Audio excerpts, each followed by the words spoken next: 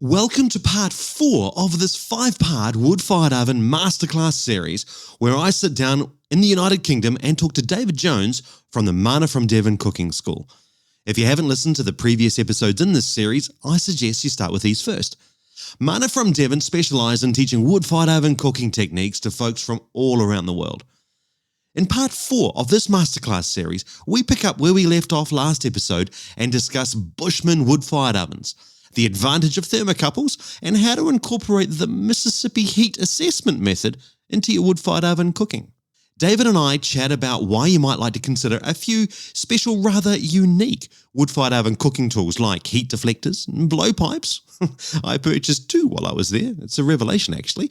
And why using silicone mats might up your baking game. We take a tour in between a little rain through David's outdoor kitchen, where we reveal just how many wood-fired ovens they have on site. This might surprise you. You can find out more about this wonderful wood-fired oven cooking school by checking out their website, mannafromdevon.com. I'll leave a bunch of links to their website, books, and online courses in the show notes. If you would like to become a supporter of the Wood-Fired Oven podcast, please consider it. Head over to woodfiredoven.cooking/support, where I've left a few options for you to consider. Okay, sit back, relax, and join me as we continue this incredible 5-part wood-fired oven masterclass series with David Jones. Hi, this is Ben. This is Adrian. This is Clive. This is David Jones from the Manna from Devon Cooking School, and you are listening to the Wood Fired Oven podcast with Mark Goston. The United Kingdom is a gorgeous place. Lush green rolling hills, gorgeous meandering rivers, and stunning wild coastlines. About 4.5 hours southwest of London lies Kingswear in South Devon, a particularly stunning area, so much so in fact that it holds national status in the UK as a designated area of outstanding natural beauty. And I can see why. I've travelled here from Brisbane, Australia to visit today's very special guests. David and Holly Jones own and operate the well-known Manna from Devon Cooking School, located near the beautiful River Dart. They have been teaching folks from all around the world wood-fired oven cooking techniques for over 15 years in this amazing place. So I am very excited to chat with David today.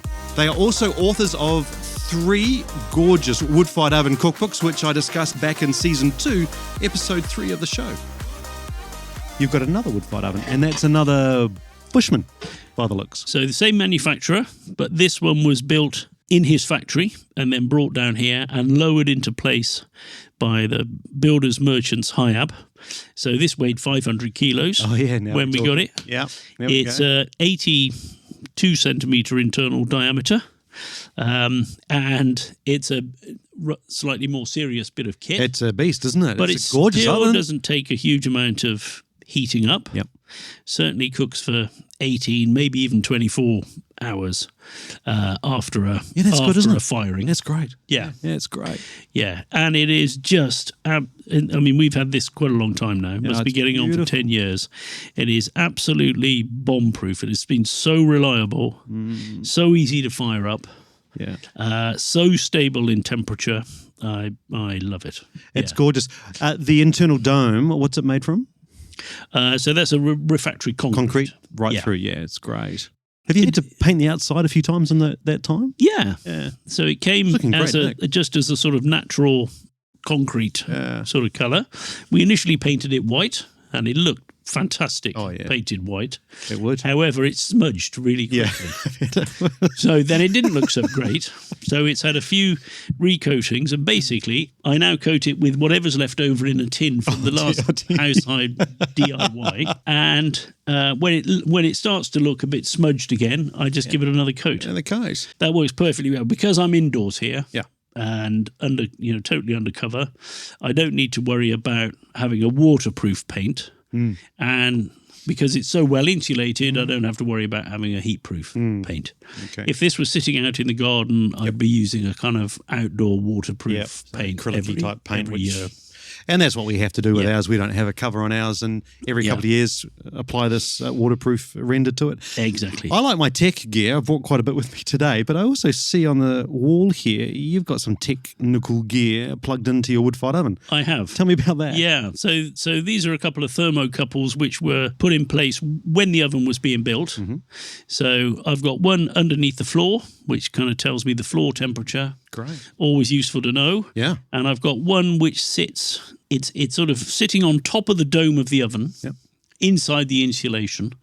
It shows me how much heat has passed all the way through from inside to out. And it sort of gives me a battery level, if you like, of what's happening with the oven. Yeah, okay, great idea. Yeah. Have you got the But- same in this other oven? No. No, I've just got two analog thermometers, but they're doing the same. Well, they're doing slightly different things. One is inside, telling me an internal temperature, and one is under the floor, sort of telling me the battery level thermometer. Right.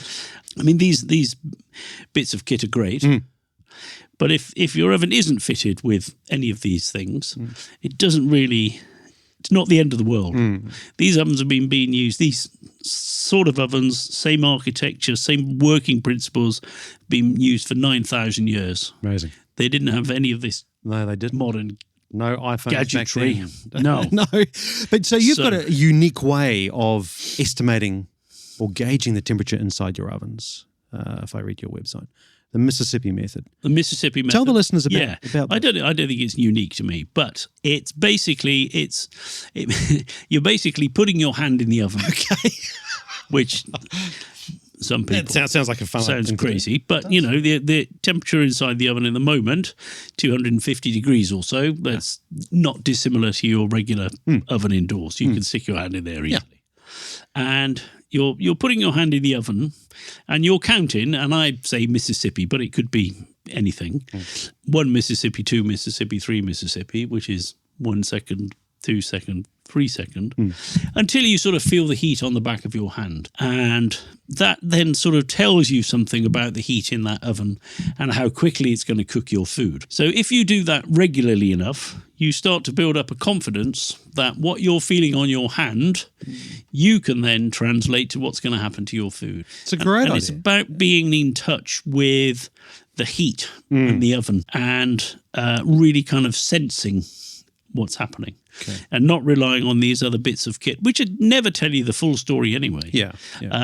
So putting your hand where you're going to cook the food and seeing how quickly your hand heats up kind of tells you how quickly your food is going to cook. Going to cook. All right. Yeah. Okay. Another tool I'm looking at here is this device here. Now, this looks like a right angle piece of steel. It's about 40 centimeters long. It's got some slits cut in it as well. Yeah. And I'm thinking it's to hold the wood and the burning charcoal back as some sort of deflector, is it? So it's a steel heat deflector / fire retainer, I call it. And I use it all the time in the small oven, particularly, because in a little oven, I've got 60 centimetre diameter surface area, which isn't very much. If I've got a fire burning in that oven, the fire takes up quite a lot of space. If I can compress that a little bit with the fire retainer, then I clear a lot more floor space. Okay. So that's really useful. And I get another 20% floor space. Right. It also means that if that is pushed up against the embers, those embers are emanating direct heat, radiant heat, super hot. So I can't put food right next to it because it just gets grilled by those embers.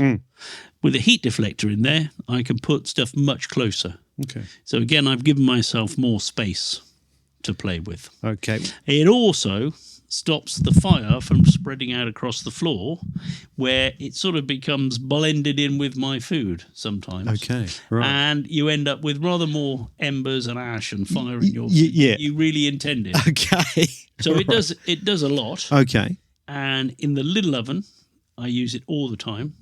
In the bigger oven, where I've got a bit more space to play with, I don't use it all the time. Sometimes I want to deflect some heat from the embers, so I will use it, but not all the time. So in my big 105 centimeter oven, it might have a limited use, do you think, for me? It might have use from time to time, Yeah. but not essential. Okay. In a little oven, 60 centimetre Yeah. oven, and lots of the manufacturers, their small oven will be a sort of 60 centimetre oven. Yeah.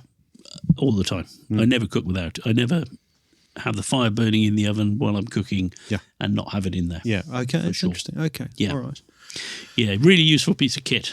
It looks well used too. Very well used. It does. Yeah, but it's a solid piece of steel, so it's not going anywhere anytime soon. If we move just to the left of the big Bushman here, you've got some tools, oven tools lined up Yes. here. And the first tool on the right-hand side looks like a blowpipe. That's it. And this is probably the first time I see that you've got them in your shop here too, which is good. Yeah. Tell me about this. I think this is genius, but we're looking at a blowpipe like it's a piece of pipe, and at the end of it, it flanges out, and you've got a wooden handle on one end, and obviously you're blowing. And it's extendable. Oh, right. Okay. Yeah. So that's extending out to about a metre, or maybe just over a metre. Yeah. Okay, so why would I want to use one of those? So if you've had a fire burning in your oven and it's died down, so you're just on a bed of embers, and now you've added some more wood, and it's deep in the oven, that wood quickly gets up to combustion temperature, but it doesn't combust because it's starved of oxygen deep in the oven. So it sits and smoulders and creates a lot of smoke. Which is not giving you necessarily the heat you want, and maybe giving you smoke that you don't want. Yeah, and my neighbours probably won't be very happy. So but also you might not. You not at that point might not want smoke in your cooking. Sometimes you do, sometimes you don't. Give it a little puff of oxygen. Yeah, it starts burning, and now it's set up its own air circulation. So you don't have to worry about the smoke or anything anymore. Is that a tool that you use quite a lot? All the time. Is that right? Yeah. Because when you're adding wood to your fire, you want it to burn now, not in several minutes' time. Yeah. So you give that a puff, and away you get. It gives you much more control over the over your fire. I use a Just by hairdryer. using that. Okay. In fact, I use my wife's hairdryer. The other this is a much more elegant solution. I love this. It's also very compressed at the end that you put near the fire, so you're putting a very fine jet exactly where you want it. Yeah, right. Also good for cleaning the floor of your oven. Yeah, what a good idea. Because you just blow ash off and keep so you're keeping your workspace, your cooking space nice and clean. Okay. Yeah. Well, I'm going to take one off your hands because I think that's a great great tool, great solution. Especially when you're putting bread directly on the floor or pizza directly on the floor. You don't want that fine dust being picked up. It's a good length, isn't it? I have got a little one for travel purposes that I made myself. Oh, you use a copper pipe there? Using a compressed copper pipe. You're brave. Yeah. Okay, and that works good? Does the same. Oh, yeah. Does the same job. Yeah, nice. This is slightly more elegant it's and beautiful. extensible. Yeah, I like it. And if you've ever cooked on a fire pit, you know that sometimes you put some wood on and it's all getting a bit smoky and everybody's coughing and moving around to get out of the smoke. But if you give it a puff of air with this, get the flame going much more quickly. Yeah, for sure. Get rid of that smoke. Yeah, good. Yeah, and it's extensible, so you don't have to stick your head in the fire. No, that's right. Which we've all been down there. Oh, we have it. You come in and you smell burn here. Yeah, that's right. Oh, that's great. Okay, tell the listeners what other 3 tools you've got just to the left of you. So I've got a manky-looking old 9 centimetre square peel. Yes, well used again by the looks. Very well used, very dirty, very slightly bent. They should be though. And this is great. Well, this is my dirty peel, and I use this for moving ash around, cleaning the oven out, putting wood into the oven where I want to place it right at the back of the oven, and it never touches any food.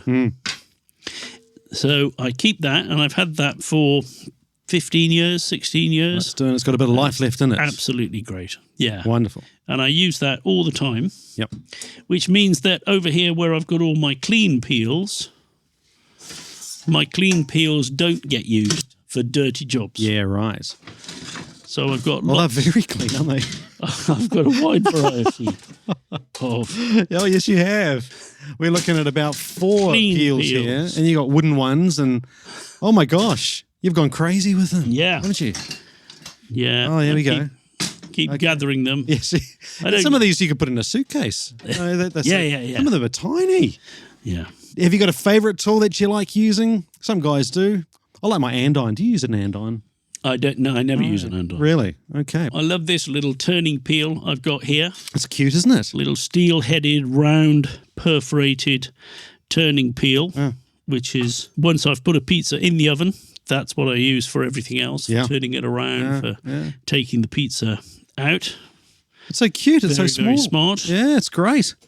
I've also got a little brass bristle-headed brush here that I use, again, for keeping the floor clean, sweeping that burnt semolina off the floor if I've been making pizzas. And very well used again. Very well used. Yeah. Oh, very good. Okay, very extensive wood-fired oven kitchen you have here. Anything I've missed as we've walked around? Lots of bits on the front gloves. there. Okay, lots of gloves. Lots of welders' gauntlets, actually, for handling hot That's pans. what I use, except mine are black. You got Yeah. whites. Oh, very good. Various bags of wood chips for smoking. Piece of this, you won't believe how useful this stuff is. Okay, so we're looking at some black mats of some description. So this is silicone mats. Oh, right. Sold as oven liners, sold as grill yeah, liners okay. for the barbecue. Okay, what would you be using those for in here? So if I want to put, a whole load of sausage rolls straight on the floor of the oven, I load them all up on there, straight on the floor. Instant heat to the bottom, but much easier to move. Oh, yeah, of course. Yeah. And you could spin the whole thing around. If you had Spin the whole thing around for even cooking. Ciabattas, much easier to do on there than on a trying to put them on the floor of the That's a oven. great idea. Yeah, they're all nice one. sticky. Another great tip. They withstand every kind of heat. Yeah, we use those. We use those a lot. And clay pots. I'm looking at we've got Kiswell's some- here. Fantastic. We've got some terracotta, and people often think that the oven is going to be too hot for ceramic or cast iron or anything like that. But we're going to cook at regular temperatures quite often.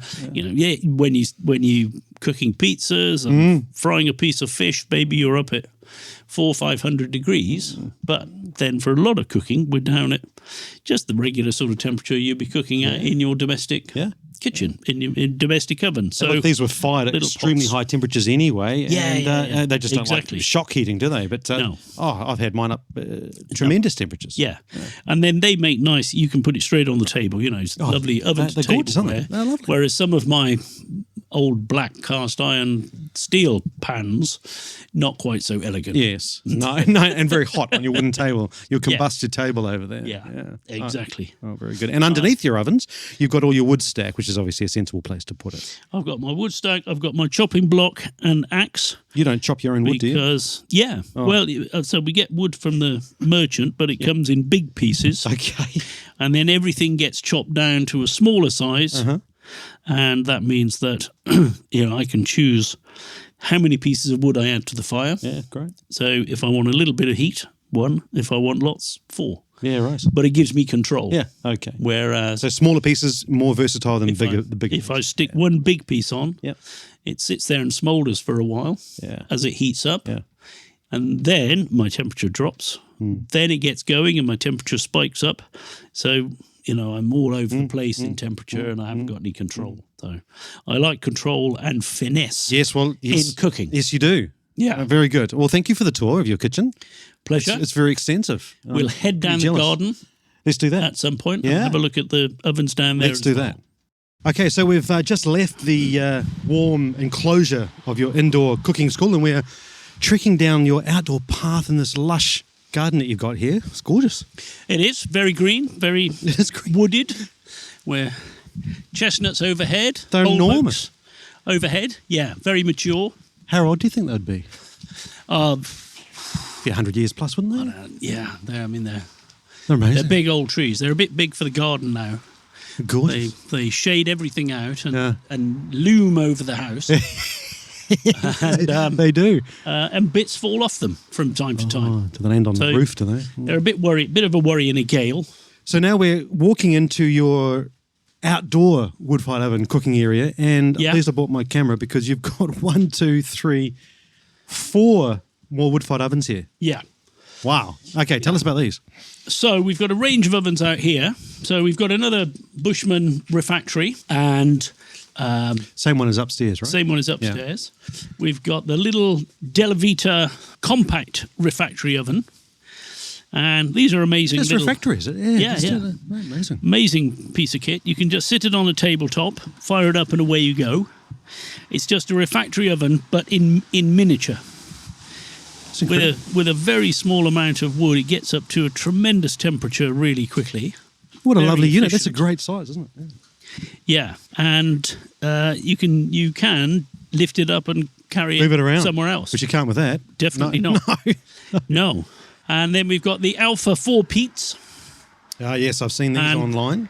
And this is a really good example of a steel oven. And these steel ovens Oh, yeah.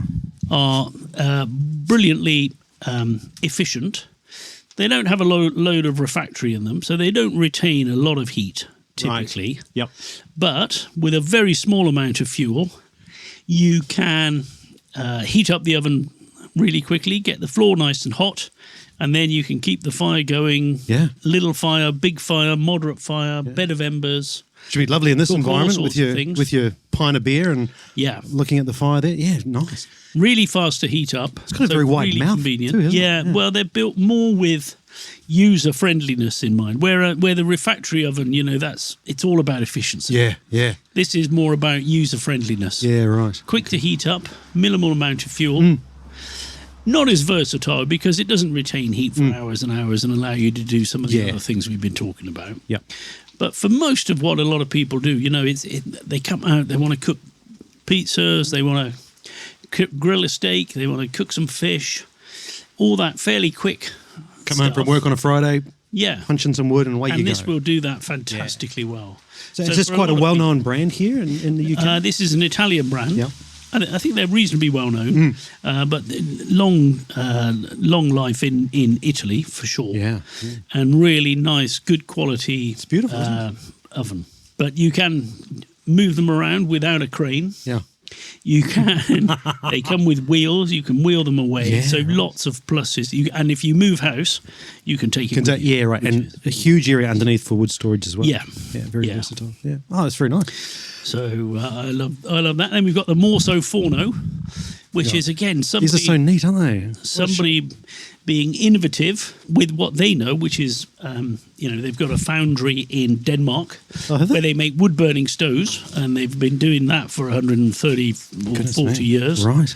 And they're very well known for that. But they've got into the outdoor cooking market, Yeah, right. and they're producing these, which are they're designed to be a sort of chimney, Yes. fire pit, Yep. and oven. Because it get nice and warm on the outside, wouldn't Yes, it? So, very yeah. warm on the outside, emanates heat. Yeah. But because there's no insulation Yeah. and no refractory, Yeah, it's gone. doesn't stay hot. Yeah. So you've got to have a lot of fire in it to generate heat to cook with. It'll look good though. So Oh, brilliant for roasting meats. Yep. And things, but you've got to keep that fire going all the time. Really suits people who love playing with fire. Yes, absolutely. It does have a clay floor, It is clay, isn't it? refractory floor. Yeah, right. Yeah. It's a beautiful shape, actually. This dome. Exactly. Yeah, I've seen People- really big ones of these in people's houses that Yeah. seem to suspend off the ceiling. That's it. It's neat, isn't People love it as a piece of garden sculpture.